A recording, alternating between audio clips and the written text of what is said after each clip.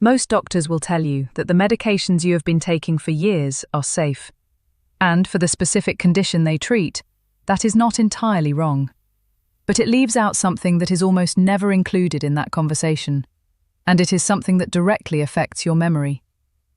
There is a category of very common drugs, medications prescribed for allergies, bladder control, sleep, and depression, that work by blocking a specific chemical in your brain.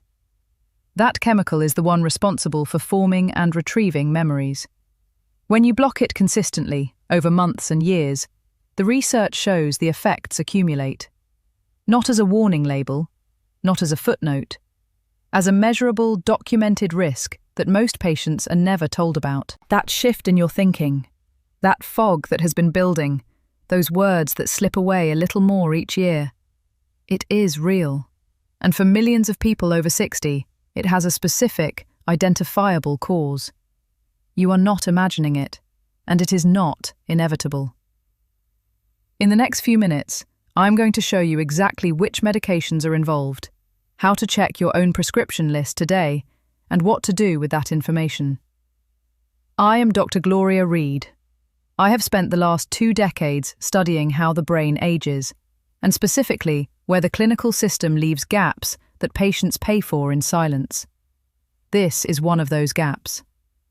Before I explain the full mechanism behind what is happening, I want to give you something you can use today, right now, before this video ends. Here is what to do. Search for the Anticholinergic Cognitive Burden Scale. It is abbreviated ACB. It is a free, publicly available research tool developed by academic pharmacologists and used in peer-reviewed dementia research. On that scale, every commonly prescribed medication receives a score from 1 to 3. A score of 1 means mild anticholinergic activity. A score of 3 means the drug is actively and significantly blocking acetylcholine, the neurotransmitter your brain uses to form and retrieve memories, every single day you take it. Look up every medication you currently take. Write down the ACB score for each one. Add them together. If your total score is 3 or above, you have what researchers call a significant anticholinergic burden. That number is not a diagnosis. It is a starting point. It is the specific, informed question you will bring to your doctor. This works because it replaces a vague concern, "I think my memory is getting worse," with a concrete, documented, research-backed data point that your doctor cannot dismiss. The ACB scale has been used in major epidemiological studies. When you walk in with that number, the conversation changes. Keep that in mind, because when I show you the full protocol later, this piece is what gives you the leverage to use it effectively.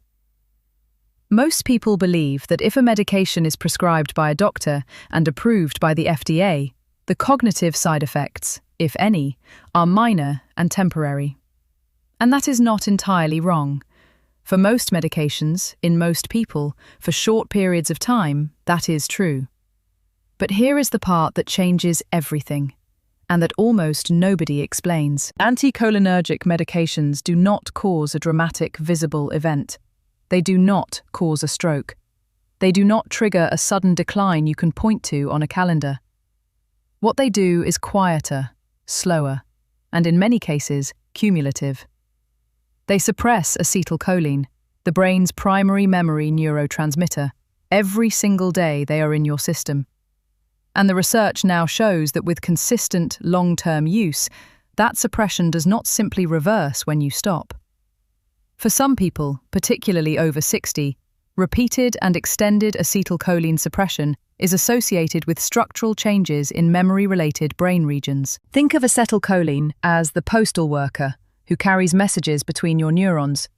The letters that say, "Remember this," "Connect this word to that face," "Store this moment." Anticholinergic medications are like a policy that keeps the postal worker off the routes. The letters pile up, the deliveries stop. And if that policy runs long enough, some of the routes themselves begin to close, because neural pathways that are not used regularly begin to thin. The postal routes deteriorate when no one walks them. The specific medications in this category are not rare or obscure. Diphenhydramine, sold as Benadryl and in most over-the-counter sleep aids, is a score 3 anticholinergic. Oxybutynin for bladder control, score 3. Amitriptyline, prescribed for depression and nerve pain, score 3. Promethazine for nausea, score 3. These are not fringe drugs. They are household names. Before I go further, are you currently taking any of these medications, or have you taken them regularly in the past few years? Just comment yes or no below. I want to know, because what comes next is specifically relevant to you if your answer is yes. Let me explain the first mechanism with the precision it deserves. Acetylcholine is synthesized in a region of the brain called the basal forebrain, specifically in a cluster of neurons known as the nucleus basalis of Maynard.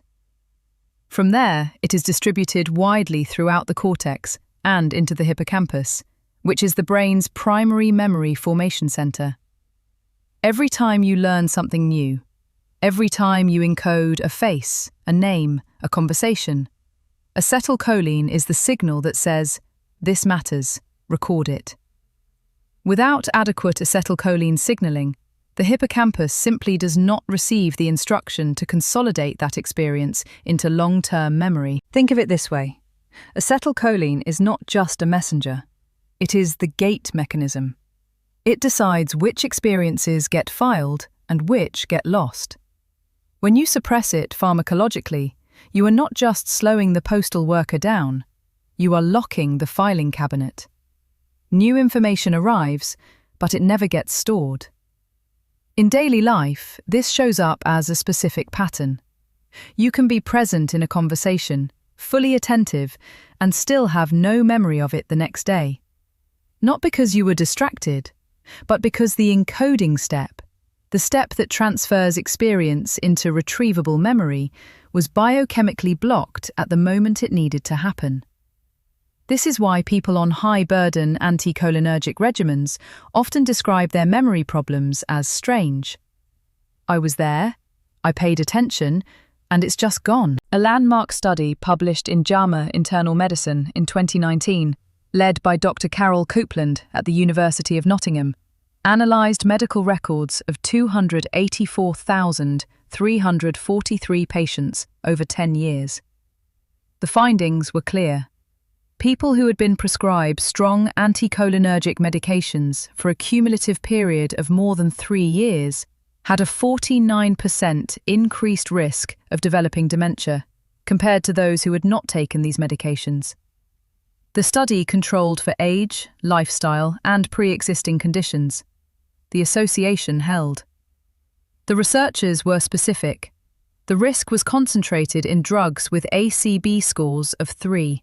The strongest blockers. Here is how your ACAO_IMDator connects to this mechanism directly. The ACB score you calculate today tells you exactly how much acetylcholine suppression is currently happening in your brain on a daily basis. A score of 3 from a single drug means maximum suppression.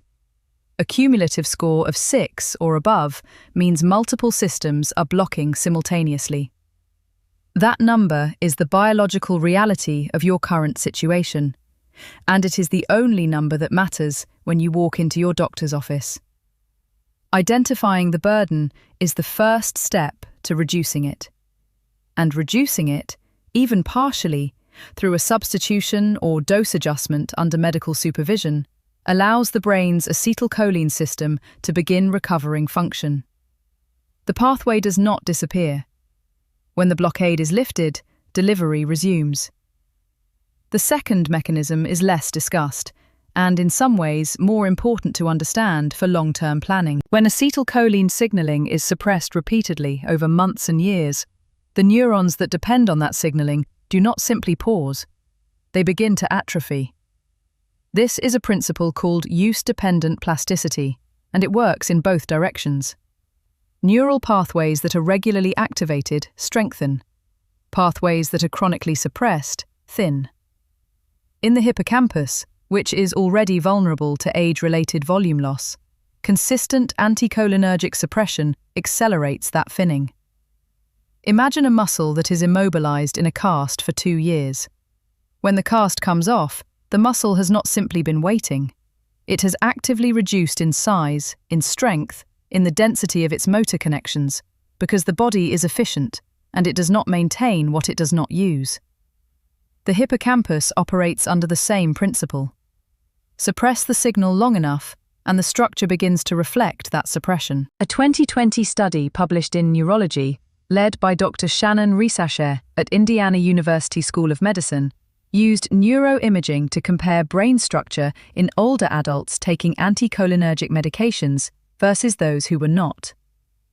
The imaging showed that individuals with high anticholinergic burden had measurably lower brain volume in memory-related regions, specifically the hippocampus and temporal lobe, and performed significantly worse on standardized episodic memory tests.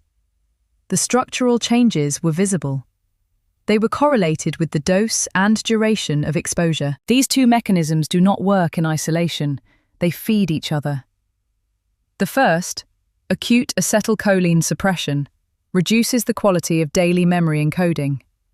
The second, cumulative structural atrophy, reduces the brain's overall capacity to recover. And that is exactly why addressing both simultaneously produces results that addressing only one never does. Removing or reducing the pharmacological burden opens the gate. Supporting acetylcholine production through targeted nutrition gives the recovering system the raw materials it needs to rebuild. Before I walk you through exactly how to do this, I want to be direct with you. What I am describing is not a replacement for medical care. Stopping medication without guidance can be dangerous. If you are on any of the medications I have named, do not stop on your own. What this protocol is an evidence-supported, structured approach to having a more informed conversation with your doctor and to nutritionally supporting your brain's acetylcholine system while that conversation happens. It works alongside what you are already doing. Most people who learn about anticholinergic risk make one move that completely cancels any benefit and sometimes creates a new danger. They stop their medication immediately, without speaking to a doctor, without a tapering schedule, without understanding that some of these drugs, particularly the antidepressants and bladder medications in this category, cause significant rebound effects when stopped abruptly. Diphenhydramine, taken regularly for sleep, creates physical dependence that produces rebound insomnia and increased anxiety upon abrupt withdrawal. Amitriptyline, stopped suddenly, can trigger dizziness, nausea, and in some cases cardiac irregularities. The medication may have been harming your memory. Stopping it the wrong way can harm the rest of your body. Here is the correct way. Step 1. Document. Using the ACB scale you located earlier, write out every current medication with its score. Include over-the-counter medications. This category is not limited to prescriptions.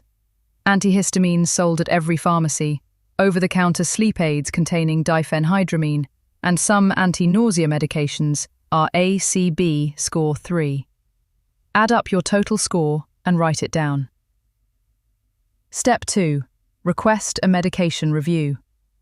Bring your documented list to your doctor and ask one specific question. Given my concern about cognitive health, can we review which of these have a lower burden alternative? That question is specific, it is respectful of the clinical relationship, and it is grounded in published research. Your doctor cannot easily dismiss it because the ACB scale is a clinical tool, not a blog claim. If your doctor is unfamiliar with it, mention the Coupland 2019 JAMA Internal Medicine study by name. That study is in their literature. Step 3. Support acetylcholine production nutritionally, starting today without waiting for the medication conversation. Acetylcholine is synthesized from choline, a nutrient that most adults over 60 are deficient in because dietary sources are limited and absorption declines with age. The most bioavailable dietary sources of choline are 2 whole eggs per day, specifically the yolk, The choline is in the yolk, not the white. Beef liver once per week if tolerable, and wild salmon 3 times per week. These are not supplements. These are foods your body knows how to process. Begin incorporating them immediately. Step 4. Consider CDP choline as a targeted supplement. CDP choline, also called acetylcholine, is not a stimulant and not a nootropic in the commercial sense. It is a precursor molecule that the brain uses to synthesize acetylcholine and to repair neuronal membranes. The studied dose is 250 to 500 milligrams per day, taken in the morning with food.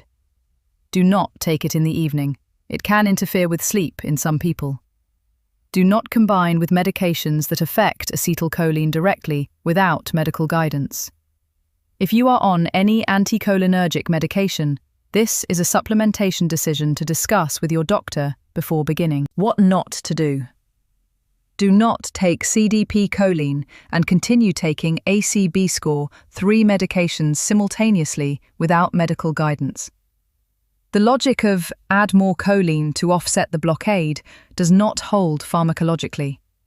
Anticholinergic drugs block the receptor, not the production pathway. Adding more choline does not unlock a blocked receptor. The medication review must happen in parallel. What to expect? By day 7, if you have begun the dietary changes and started CDP choline, you may notice marginally cleaner mornings, slightly less grogginess, slightly sharper focus in the first hour after waking. This is not dramatic, but it is real and it is measurable to you. By day 14, if your medication review has resulted in a dose reduction or a switch to a lower burden alternative, most people begin to notice that the fog has a slightly shorter duration each morning. Word retrieval begins to feel incrementally less effortful. The postal worker is starting to make rounds again. By day 30, with both nutritional support and reduced pharmacological burden, the pattern that the research describes is a noticeable improvement in new memory formation. Specifically, the ability to recall conversations, names, and recent events that previously slipped away within hours. The structural recovery is slower. That takes 90 days minimum. But the functional improvement is felt within the first month. Remember that statistic about the 49% increased dementia risk after 3 years of exposure from the Coupland study? Day 30 is when you begin actively reducing that risk. You are not reversing decades in a month, but you are changing the trajectory. That is what the research shows is possible, and it begins with the list you make today. 3 additional factors that support acetylcholine recovery, each in exactly 3 sentences. First, sleep on your left side. The glymphatic system, your brain's overnight waste clearance network, increases its activity by up to 25% in the lateral position. This matters specifically for anticholinergic burden because the metabolic byproducts of suppressed neurotransmitter activity accumulate as waste. Clearing them overnight accelerates recovery. Sleep on your side, left side specifically. Second, a 10-minute walk after your largest meal of the day. Post-meal movement improves cerebral blood flow to the hippocampus within 20 minutes of beginning, and it stabilizes the blood sugar spikes that further impair acetylcholine synthesis. 10 minutes after lunch, outside if possible. Third, 5 minutes of structured breathing before you touch your phone in the morning. Cortisol, which peaks in the first 30 minutes after waking, suppresses acetylcholine synthesis directly.